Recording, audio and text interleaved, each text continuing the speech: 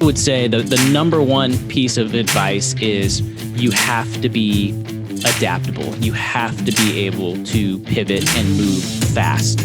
And that's true with any entrepreneurial endeavor, but especially right now in a COVID-related world and in real estate.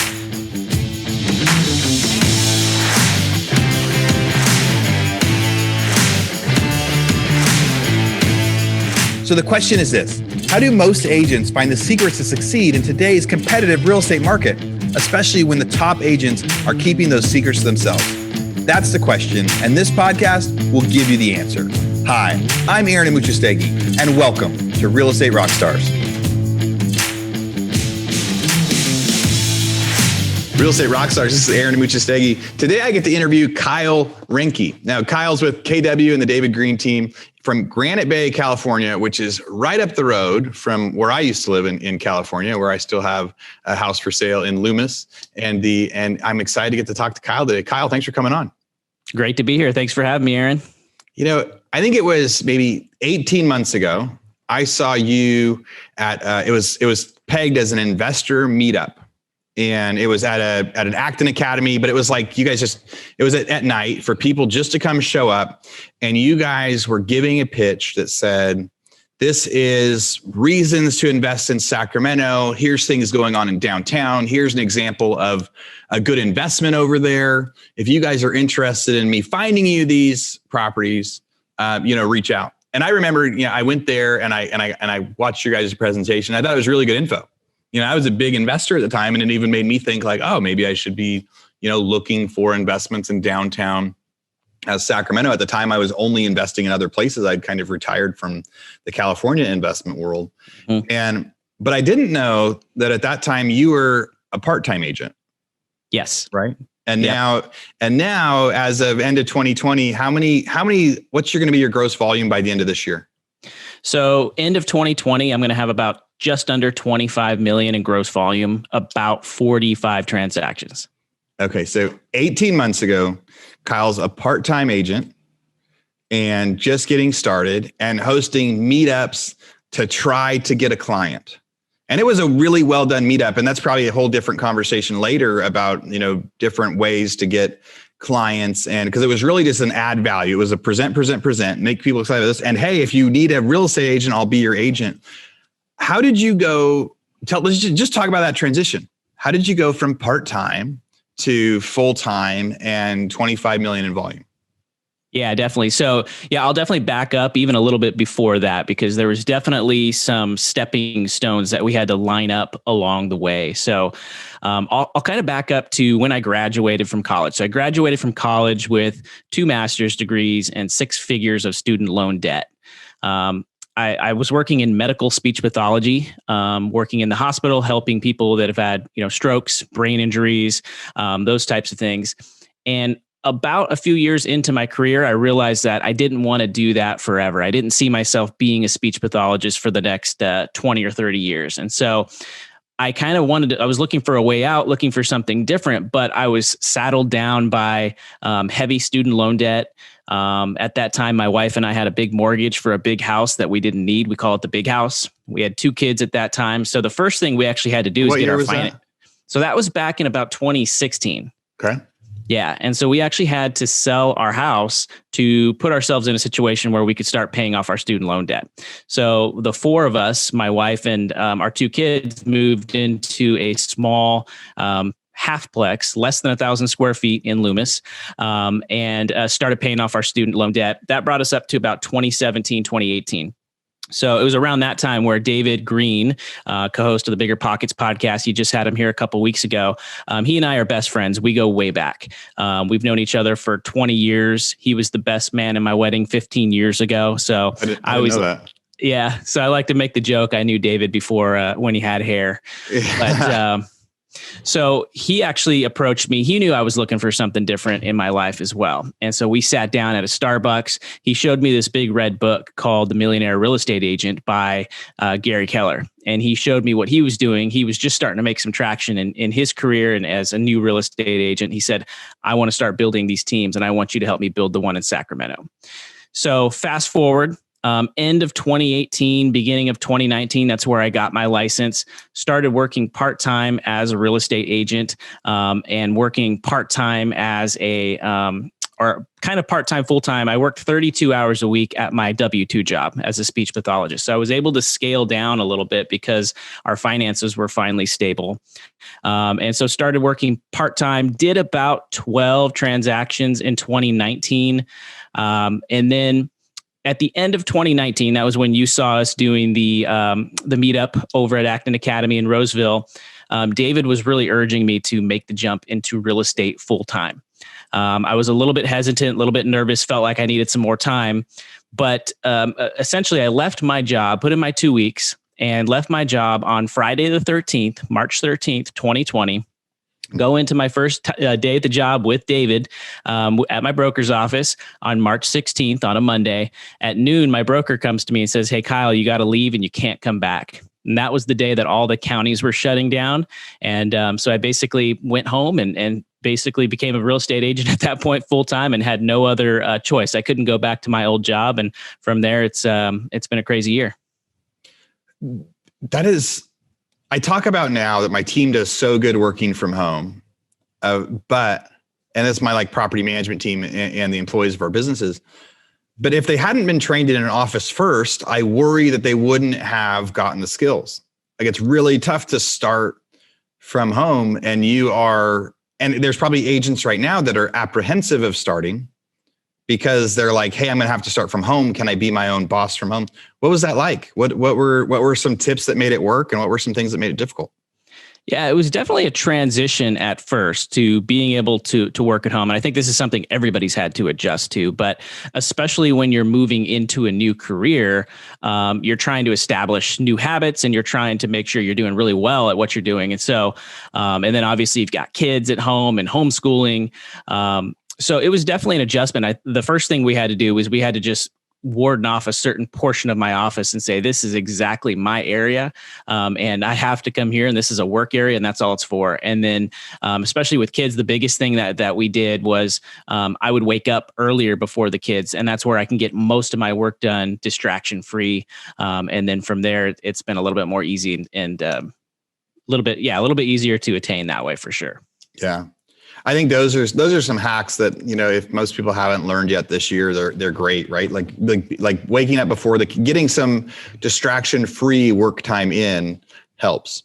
One of the gals that I interviewed, she talks about making sure, Kelly talks about making sure that her kids are well fed, right? So if she sits down and gives them a good meal, then she can actually go get about an hour of work done because they're going to be, they'll at least be settling down for a little bit.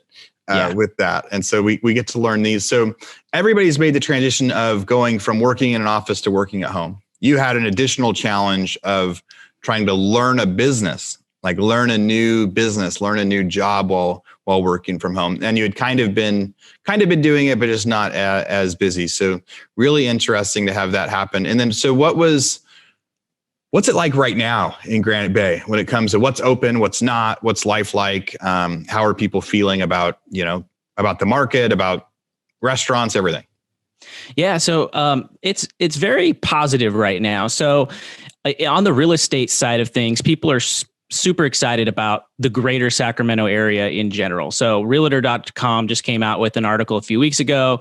Sacramento is predicted to be the number one city nationwide metro area with the most growth in 2021. I saw that. I saw it today. Yeah. So we definitely have a lot of interest. Obviously, you've heard all the stories about people moving out of California, right? But what you don't hear is there's a lot of people moving out of the Bay Area and they're just moving to Sacramento. If they're not moving out of state, they're moving out here. So there's a lot of interest from people that are migrating away from the city to a little bit more rural parts like Sacramento, and they can still keep their remote jobs. So the upside is great. Restaurants are definitely still closed down, but fortunately for us in real estate, we're still considered and deemed an essential service. So we're still able to show homes and list homes. And we just have to do it a little bit more carefully nowadays. Yeah. Cool. So I think Placer County has been a place where there is so much else. And I think that is one of the biggest factors So what did it say in that article about why Sacramento was going to be? Because I've been even saying it, like people are leaving San Francisco, moving up there. The reason we listed my Loomis house on the market was we said, hey, so many people from California are coming and they're buying, or from San Francisco are essentially buying. We've got 10 acres and people are moving out of the cities wanting to have acres, and they're paying way more than I think properties are worth. So was there anything in the article that talked about that to be one of the cases driving Sacramento growth, or what were the things that they said were going to do that? That was primarily it. Healthcare is a big thing here as well. So healthcare is definitely expanding. You have the stable government jobs that a lot of that aren't really going anywhere. And then in addition to that, you have all the new tech jobs and the people that are moving out this direction and keeping their homes. And it just comes down to affordability. That's the biggest thing. And so the prices here are much more palatable than they are in the Bay Area. So people look and they can see what they can buy out in this area, whether you're an investor, a house hacker, or just a first-time home buyer. It makes more sense for a lot of people to move out this direction because they look at the prices and they say, wow, this is much more affordable. I can get this much more for my house. Yeah. Yeah. What an interesting time with that. Affordability is key. I mean, that's been what's been driving all sorts of growth. Like people used to live inside cities because it was, so they wouldn't have to commute. So they'd be close to where their work was. They would pay more to live there, but they would pay less on commuting and gas, and you get that amenity bonus. So the cost of living is really what's driving everything right now, especially now that people can work in more often than not in jobs, people can work from home now. And if you can work from home, then you can choose to live where it's just a little bit more affordable, especially if we're not commuting. We're not driving for 2 hours in our day anymore. Podcast listens have been way down this year because of that, because less people are in their car, and people love to listen to podcasts while they're in their car. They love to, as they're on their drive home, turn on the podcast and listen to it. And when you've got kids jumping on you and chasing you, it's just less fun to sit down and listen to a podcast. So, Real Estate Rockstars, this is Aaron Amuchastegui with a quick commercial break from our sponsor, Rent Ready. Why do you invest in real estate? To retire early? To build your dream home? Start your own business? Whatever the reason, whatever the dream, Rent Ready can help you reach it. With Rent Ready's unlimited property management features, your real estate dreams are also unlimited. Rent Ready is landlord-tenant software that covers all of your real estate investing needs, including unlimited properties, tenants, and live customer support, so you can start small and grow your business without increasing costs. I've had plenty of subscriptions before where you get charged like per house that you own or per deal you've done. And what they're saying is, hey, it's going to cost the same thing no matter what. Whether you have one house, 10 houses, or 100 houses, they're not going to penalize you when you grow, and they're going to help you grow. Rent Ready is a flat price and scalable for your needs. No need to shell out big bucks for multiple management softwares. With Rent Ready, they have everything you need all in one platform, so you manage your rentals and grow your portfolio.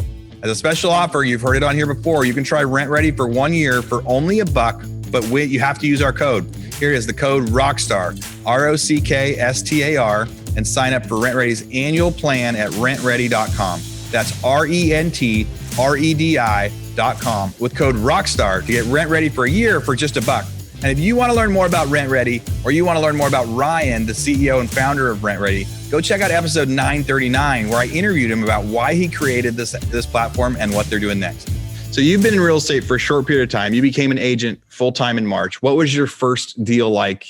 What was your first deal after starting in March? Did you already have some lined up? Did you have a couple months of a delay? What was it like? Yeah, so I actually, and this is probably not the case for most people, but I actually had 7 houses in escrow when the pandemic hit and when I made the jump. So when I was told by my broker, you have to leave the office and you can't come back, I basically had 2 options at that point. I could either A, go home, curl up in a ball and just be super scared, or go ask my boss and see if I can get my job back, or B, which is the route I took, which was I'm going to do whatever I can to keep these transactions alive. Right. When the shutdowns first started, everybody started having knee-jerk reactions. Everybody started kind of panic selling or just, a panic ensued. So my goal was to be the calm that I could to my sellers and my buyers that I had in contract at that point, and to make it through the entire transaction. So I was calling listing agents, I was calling buyers agents, I was calling my clients every single day. I was calling the lenders just to make sure that everybody was feeling okay, reassuring them, calming them down that, hey, there's nothing huge going on here. We're going to make it through. I know this is scary, because I had a lot of people at that time that wanted to back out of their transactions. They were nervous and they were scared. So that became my number one job, was to help these people get through. And then we could kind of figure out, okay, what does it look like from here? And so a big part of that was leaning on David, our team leader, to help us come up with a vision and a strategy of how we wanted to pivot and move forward in this new kind of this new economy. So you had 7 in escrow when COVID hit? Yes. And did all 7 close? They all closed. Yeah. That is impressive. I think that was totally smart. Like when that first hit, to go like, hey, instead of like, I said, how'd you get your first deal after that? And you said, hey, we weren't focusing on to get a deal. We're focusing on saving the ones that we had. So important and so crucial, especially as some lenders stopped lending, some Yes. jumbo loans like stopped funding. Like there was a lot of stuff that got really crazy really fast. And so when that first hit, being the calm in the storm when everybody else was there, because people were cashing out their 401k, everything. It was just, how do we get ready for something that's going to be really crazy with that? And now I bet those buyers now, the ones that almost got cold feet, their houses are probably worth like 20 or 30% more than they bought them for in March, right? Oh, I get text messages all the time saying, I'm so glad that I was able to get through that. I'm so glad you helped me. You walked me off of the ledge at that point. And they're happy because it's less competitive. If they would have gotten out of the race at that point, gotten out of the market, and then tried to buy something later, it would have been twice as competitive, and they would have ended up paying even more. Yeah. I love just that idea of being like the calm for your customers in the middle of the storm. The calm in your relationships, to say, we've said on here that, fear is contagious, but so is hope, so is leadership, so is confidence. And so when you get to tell them, hey, let's stay the course and let's do this. So once you did reset, or like, what are you doing now to get clients? Like, is it something where you just have plenty? What are the challenges and the things that are going right and wrong? Yeah. So right now, well, let me back up. So after we saved those 7 transactions, from there, it was, what's the path moving forward look like from here? A lot of where we had gotten our clients in the past were doing meetups with David, holding these in-person types of events with people. And obviously with COVID, you couldn't do that anymore. So a big part of what we did was switch to Zoom, switch to online. And that was really an opportunity for us to refine our buyers consultations and our listing consultations. And so we really focused on, let's get really, really good at presentations. Let's get really, really good at Zoom. And so that was a big part of it. So I remember at one point, David had said, you know what, what if we just gave 100 listing consultations to people just for quote unquote practice, right? How many do you think we'd get out from that? And so that's kind of where our mindset shifted towards, was how can we just focus on getting really, really good at, presenting ourselves online. And it's funny because with a lot of the people that I work with, especially I work with a lot of Bay Area buyers, people that are either moving out here or they're investors and they're going to be non-occupied. And so it's not uncommon for me to meet somebody face-to-face in person, not until we have that home under contract and when we have it, when we meet them at the inspection. So that's usually the first time I meet clients right nowadays. And so because we'll go through and we'll do video walkthroughs. So that was another thing, getting really good at doing video walkthroughs for buyers, sending them things, because with how hot the market is, they can't get over here super quick to look at a property. And so we have to use video to help with that. Yeah. So that's really interesting. So then it was like, well, let's just get really good at the skills that it's going to take now. So if listing presentations are going to be on Zoom now, let's make sure that we're really good at it. If there's going to be, there are so many virtual showings now where it's, pre-showing so you said doing really good at that. What are some tips for doing your, PowerPoint online listing presentation? And what are some tips for virtual showings? I think the key is, number one, you really have to know who your audience is, who your client is. So for us and the buyers that we work with, and they're coming from the Bay Area, I kind of know what they're looking for, right? From a general perspective, because a lot of them are looking for the same thing. And I know what they're looking for in an agent. They're looking for somebody who they can trust. They're looking for somebody who has really good market expertise. They're looking for somebody who knows about the areas that we would consider the path of progress. And they're really leaning on us for that information. And so that's a huge part of getting to know who they are, and they want to know somebody that can help them, run the numbers and analyze properties. But the other side too is sort of being a coach, right? And so being a coach is getting to know them and what their goals are, understanding what their why is. And so that's a big part of these Zoom presentations. Is really, my job is not to talk and sell them anything. My job is to really get to know their goals, figure out what their driving, motivating factors are, and then help them reach their goal based on what they want to help them, reach it. So that's a big part in terms of just getting to know them and what makes them tick, and then helping them reach those goals. Yeah. When you said what people want, I was going to ask you, well, how do you know what they want? And you'd answered that already just by saying you actually just ask them. So that first presentation is you're just asking them, hey, what's important? Where are you going to get here? I mean, that's always been part of real estate is making sure that you're actually finding them the house that they want. But now real estate is a new experience. Some people may say, hey, I want to show as many houses. I want to go see as many houses as I can in person. And someone else may say, hey, I don't want to see very many in person. I want you to do the virtual showings first, and then I'll just come see the ones that are really good. Help, because it's different, because now there are options. There are 5 or 6 different ways to do a real estate transaction today. And there weren't as many before, or maybe they were always there, but they just weren't quite as acceptable, right? Like virtual showings, I kind of remember a couple virtual showings a few years back, mostly when military was moving, to a new place, sight unseen, but technology didn't even really allow it. So it'd be a lot of agents would go see the stuff with the pictures and say, yeah, this is good. I hope you like it. And now there's all sorts of 3D tours and pictures and everything else as people get to figure out the new way to do it. So when you're doing the virtual showing, is there a key to that? So somebody says, hey, go look at this property for me. What are your tips and experience with that? So the first thing is we have to be able to get out and see that property as soon as possible, because in this market, if you wait a day or two, that house could potentially be gone. It could be off the market. It could go pending, go into contract. So there's a couple things that we do. The first thing we always do is we call the agent first to make sure that there aren't any other offers on that property. Or if there are, we want to know when the offer deadline is, because we don't want to waste our time and our energy and our effort to go out there to see these homes, to take some videos of it where it's already kind of going to go into contract, in the next hour or so. Yeah. So we try to do as much due diligence up front as much as we can. That's where COVID has really helped, because you do have the virtual tours, you do have Google satellite views, you have the Google Street Views. And so we encourage not only our buyers to do this, but we'll do it ourselves to try to do as much due diligence up front. So, because a lot of times we can rule out if this is a solid property, if this is a contender for this client, but we also want to make sure that they have a chance of getting this house if they are interested in it. So we try to rule out the house first. Then what we do when we go out to take the video of the property, what I'll do is I'll talk to the clients and I'll have my voice as I'm walking through. And what I found is clients don't want to be sold a property. They want to be educated on the status of that property and if it fits what they're looking for.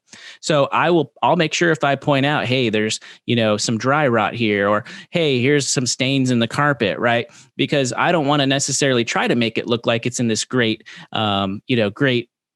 light and make it look like it's better than it is. My goal is to give them a reasonable view of that property so that when they come to check it out after they get it in contract, they're not surprised and they don't feel like they've been sold this limit or had this bait and switch. They actually say, a lot of our clients will say, hey, this actually looks exactly like we saw in the video that she sent us. And so that's usually what we try to do. So there's no huge surprises when they first view the property for the first time. And do you record the video and send it to them, or do you do it with them on the phone so they can ask questions? A little bit of both. So if they're at work and they can't do it, then we'll definitely do like a pre-recorded and send it over to them. And then and it's not uncommon for us to maybe go out to 3 properties in one day, and then we'll take videos of all 3 and then put it all up in a Google Drive, and then they get to watch them all. And they love to go back and they'll watch it all the time. They'll watch it 3 or 4 times, because after a while, once they get it under contract, they want to go look at it again and say, okay, well, what does this house that I'm buying actually look like? Oh yeah. When people are in escrow, then it's like they look at the virtual tours every day, and it becomes the pictures of the houses look more beautiful than they do in person a lot of the time, like just the lighting, the everything, the way that it catches. And I think you make a good point about being able to research so much about the listing ahead of time.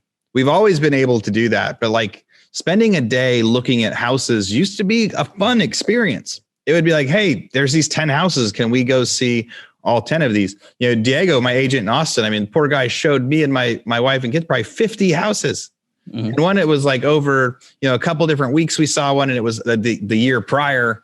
And then we had flown out again to try to lock them in. And by that time they had sold.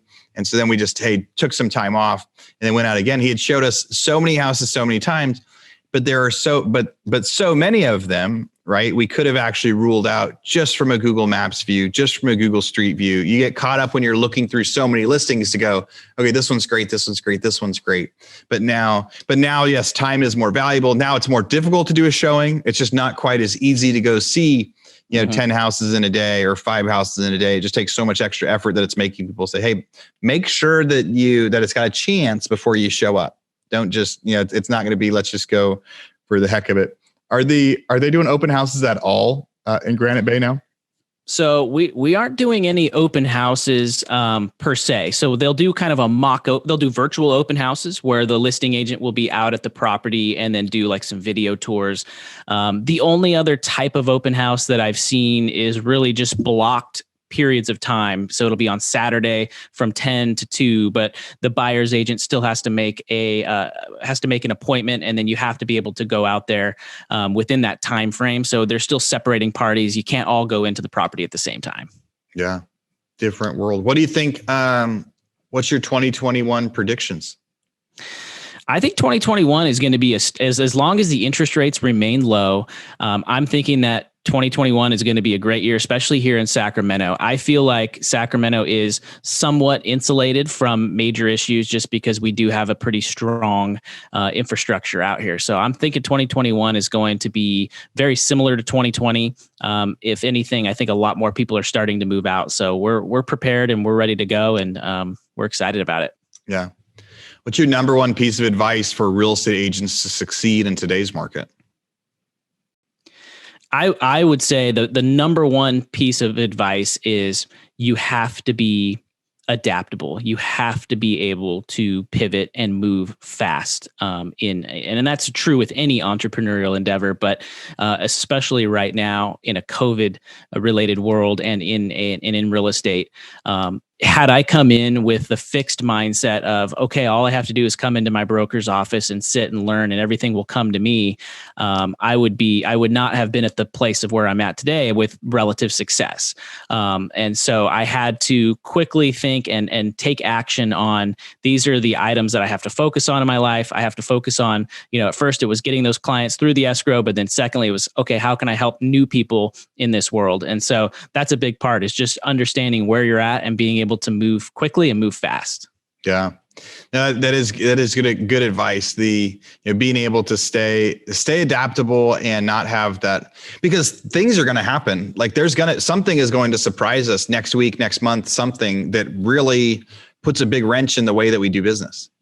And when they say like, hey, there's no open houses anymore, you can either say, oh man, that my whole business was based on open houses, I don't know how I'm going to do it next. Or you can say, all right, how am I going to replace that?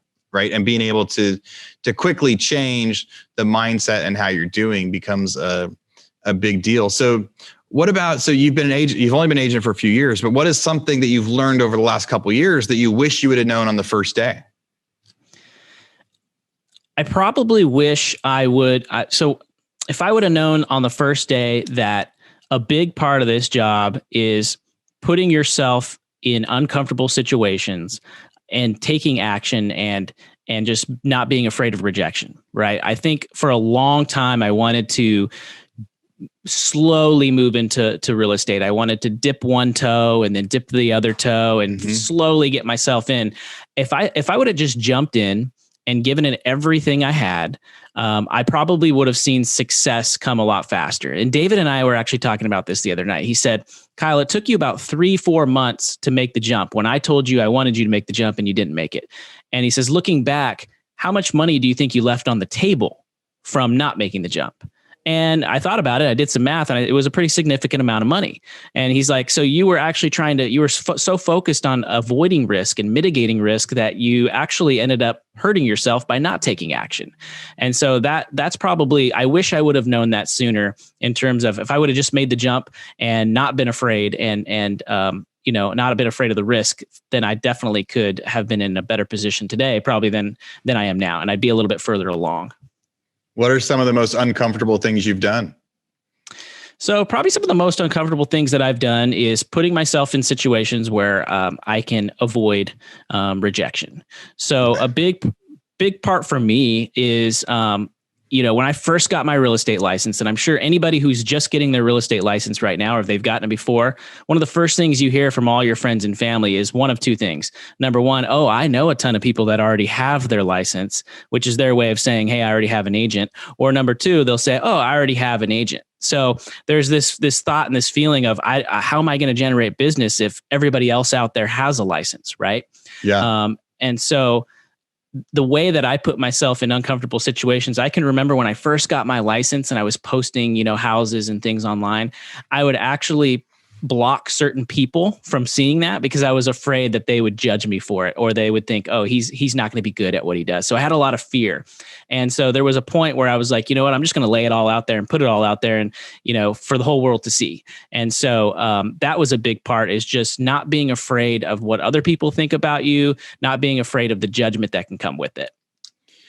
I think that's such a real fear that so many real estate agents have, because a lot of people love real estate. They love the idea of buying and selling houses. They love the idea of making a deal. They love the idea of being able to analyze prices. They want to help people get into the house, but they get nervous. But they get nervous socially, right? They're not super comfortable going on blast and going, hey, I'm a real estate agent now, or hey, I'm this now. The fear of like, you are not the only person that has made those posts. And actually, I'm sure a lot of our listeners are like, yeah, I've done that. I've made the post, and I've made it so some people couldn't see it because I didn't want them to say, oh, this is some pipe dream or whatever else. But we talk about it so much, like it's so important. People will not make the post because they feel like, hey, everybody already knows I'm an agent, or everybody already has an agent. But you need to stay top of mind. And social media seems to be one of the best ways to stay top of mind and letting everyone know, hey, by the way, I'm an agent now. By the way, I'm an agent now. And hey, check out this house. You have to remind people. We say if you're mailing a letter to a seller and the letter says, I want to buy your house, or I want to be your agent, you've got to send like 8 letters, right? To actually get a call back, because of the 8 you're going to send, they're going to throw 4 away. I go through my junk mail. Yesterday, I got a companion certificate sent to me from American Airlines, right? Like free companion. I almost threw it away because I thought it was junk mail, right? So like it was $1,500 value, and it was almost in the trash because as it's coming in, I'm like, oh, this is a nothing. And then you open it, and you're like, oh, that's what happens to mail. People just throw it away. They aren't looking at. So you got to send 8 letters, to be able to get that person out there. And so I think social media is the same thing. And the way social media works is if you make a post today, 5% of the people that follow you will see it, 10%. Like you could actually make the same post 10 days in a row, and still only half or a quarter of the people will see it. And so it is important to get yourself out there and, multiple times. The fear of like, oh my gosh, people are going to think I'm always posting about this, or I'm always posting about that. Sometimes you have to remember too, that not everybody's going to see it. Not even the people that are trying to follow you, just because of the way that stuff works, only 10 or 15 or 20% will actually see it. So 2021, how many transactions did you do in 2020? So 2020, I'm going to end with 45. And what's the average sales price up there? We're at about 450. So 450. So knowing Placer County, is that mostly like Roseville, Rockland, Lincoln? Yeah. And I also extend a lot out into Sacramento County, El Dorado County. So pretty much the entire greater Sacramento area is where we're serving right now. So 450 is that like the median price for all like the Sacramento area? Because there's Just like anywhere, right? There's 5, 10, 15, $20 million homes. And there's, is there still homes for, 2 or 300,000 in Sacramento area? You can find some $200,000 homes, except those are going to be really, really competitive. And those are going to be mostly in your like D-class neighborhoods. Okay. So rough areas, 200,000. It's a fixer getting something else. So you're staying right around 450. You get a lot of places in that market. Are you mostly a listing agent or mostly a buyer's agent now? So I work heavily with buyers. So I basically have 3 types of buyers that I'm working with right now. The first is just your traditional buyer. Hey, I want to buy a house for my wife and kids, and they really just want to live in a house and they want to own a house. The second is what we work with from the Bigger Pockets community, what we call house hackers.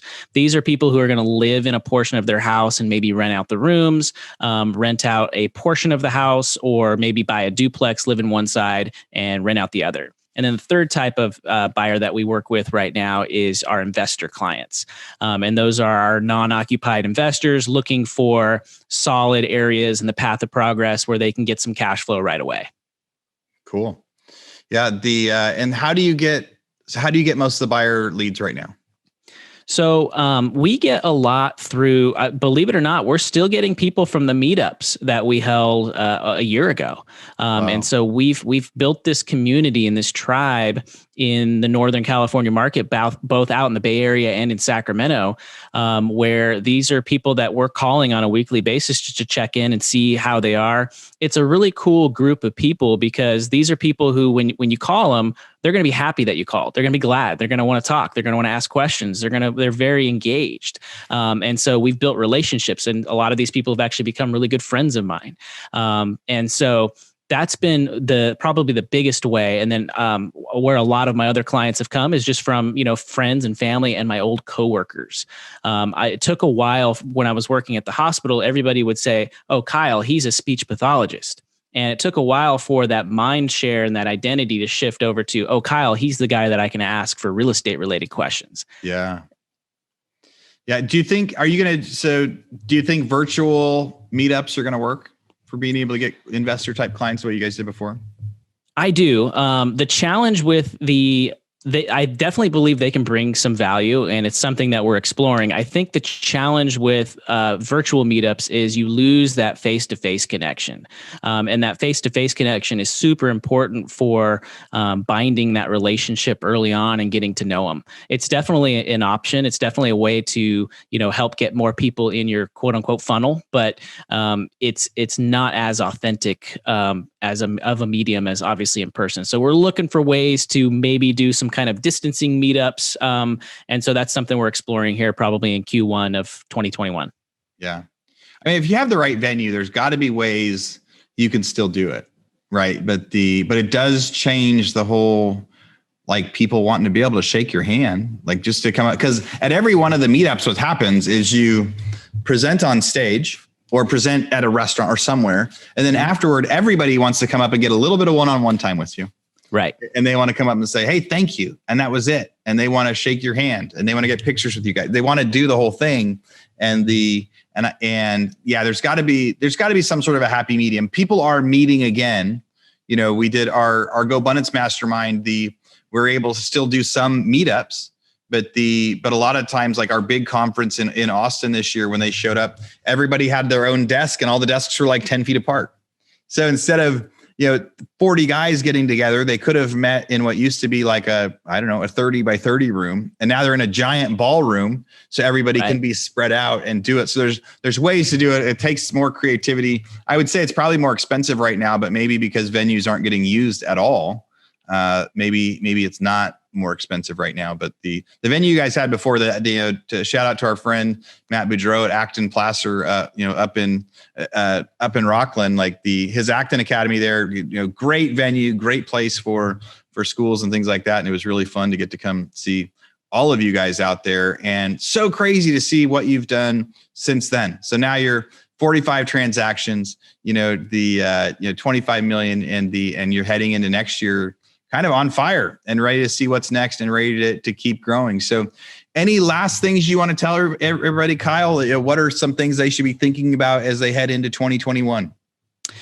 I would just say if you feel like you're at a place where you maybe feel stuck or you feel like you can't make any progress, that you definitely can. Right. There's nothing wrong with taking a step back to help you move forward. I had to take a lot of step backs by, selling my house and moving into a halfplex. A lot of people at my age in their mid 30s with kids and a wife, they're not willing to do that. Right. They don't want it. They don't want people to see that they're taking a step back. But there's nothing wrong with taking a step back, especially if it helps you think about the future. So I would say if you're thinking about what you want to do in 2021, also think about what is 2022 and 23 and 24 and 25 and a decade from now look like, because sometimes those tiny little step backs are really small in comparison to what you can do and accomplish in the next decade. So I'm definitely trying to take a much longer term view of my life and my goals and my business and my family, as opposed to just thinking about, hey, here's what I'm going to do for the next quarter or for the next week or for the next month. Yeah. It's such good advice. Like, it's not just about, especially right now, there are plenty of families out there. So like, there's a lot of real estate people that are crushing it and a lot of people that aren't. And there's a lot of businesses that have no unemployment and a lot of businesses that do. And it is much tougher as people are adults and they've had success before. It's really tough to have success and have it taken away and be willing to downsize. Mm-hmm. Right. And so being willing to say, hey, we're going to downsize. We're going to take a couple steps back to get closer to our future. Because if we don't, our debt's going to get bigger. Our income, like our housing payment's not going to get down. The government's not going to save us with a bailout that if we keep not paying our rent, it's going to get there. Sometimes it's about, hey, what can we afford? What can we do? How can we make the tough decision now to have a tough life right now? So that way, a year from now or 2 years from now, great advice. When I say, what are you thinking? What are you gonna do for 2021? And you're saying, hey, people should be thinking about 2022, 2023, and 2024 also. Like maybe it's the year where you get to, put your foot on the gas and you're crushing forward. And maybe it's the year where you say, hey, we need to cut some costs. We need to reinvent ourselves. We got to try a new business plan. So we'll be ready to hit the ground running after that. Kyle, thanks for coming on. If people want to reach out to you, if they've got questions about stuff, they want to learn about, real estate or how you're doing or any of your other stuff, how can people reach you? Yeah, thanks for having me on. It's been great. Probably the best way to reach me is Instagram at Kyle Renke, or Facebook. I'm on both of those the most at. That's also Kyle Renke on Facebook. Awesome. Kyle, thanks for coming on. I hope that you continue to have just an awesome 2021 and, Merry Christmas, Happy New Year. As this comes out, this probably comes out a couple weeks after New Year's, but Kyle and I are talking with just a couple days left in 2020. And I am like Kyle, I am ready to hit 2021, hit the ground running, ready to just face the new year. I love the end of the year stuff. Some people are like, hey, New Year's resolutions don't work, or hey, you should always do it, or don't wait till the end of the year. I don't care. It works for me. I see the new calendar. I get excited. I get to say, hey, here's my new goals and here's what I'm going to do next. So let's all hit the ground running. Real Estate Rockstars, thank you for listening. Kyle, thanks for coming on the show. Thanks, Aaron. All right, Real Estate Rockstars. This is Aaron Muchastegui jumping in again to thank you for listening to the show. Hopefully you guys loved listening to that one. And I want to make sure that you know about all of the extra resources that we have. And also, we need your help.